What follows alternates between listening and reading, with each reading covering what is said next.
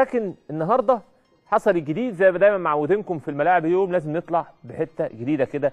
بقالنا كذا يوم خلاص الناس مستقره او مجلس اداره اتحاد الكوره عمل اجتماع مجلس اداره وبعت للجهه الاداريه والجهه الاداريه اعتمدت المجلس بالموافقه ان خلاص بتوصيه من لجنه الانديه بموافقه مجلس اداره اتحاد الكوره ان هيبيعوا للتلفزيون المصري بمبلغ 70 مليون جنيه.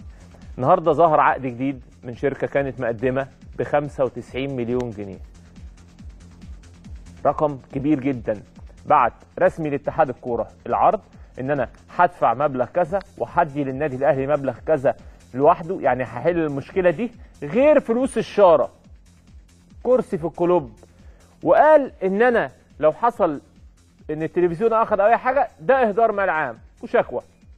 النهارده في كذا راي بقى في اتحاد الكوره وفي الانديه، حسابات كتيره جدا. النهارده انديه بتقول لك طب ادي ليه اللي ب 70 واسيب اللي ب 95؟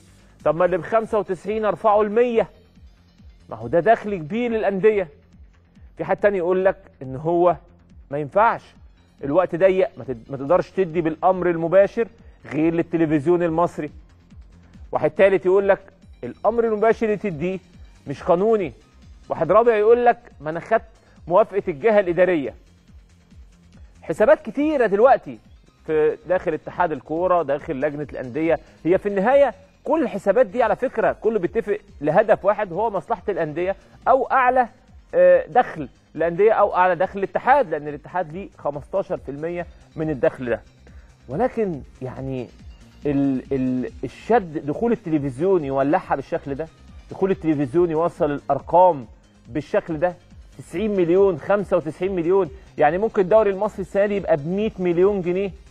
شيء الحقيقه ارقام صعبه جدا، ارقام كانت غير متوقعه. ولكن كل ساعه دلوقتي في جديد وكل ساعه اي شيء وارد، كله دلوقتي شغال. وده اللي انا الحقيقه كنت دايما بنادي بيه وبتمناه، ان كله يشتغل. على فكره ما حدش عارف مين مع مين، يعني ما حدش يطلع يقول اي حاجه، كله يقول لك اصل دي في شركه اتفقت مع التلفزيون، اصل شركه هتاخد لوحدها، اصل قناتين هيتضموا ياخدوا مع بعض، اصل 3 قنوات راحوا مش عارف فين، اصل الموضوع مش عارف ايه، اصل الفيل في المنديل.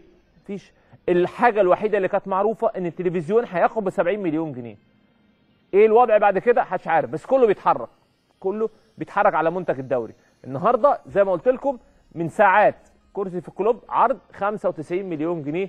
الدوري المصري ماذا يفعل الاتحاد؟ ماذا تفعل الأندية؟ ساعات ويحسم موضوع، ولكن هو بالفعل الدوري إن شاء الله بإذن الله يوم 24، وأكيد بالفعل من المؤكد إن أنتوا هتشوفوه. استنونا بس نقول لكم هتشوفوه فين. نروح بقى نشوف عناويننا عشان ياسر عاصم ما يزعلش، نرجع لكم تاني.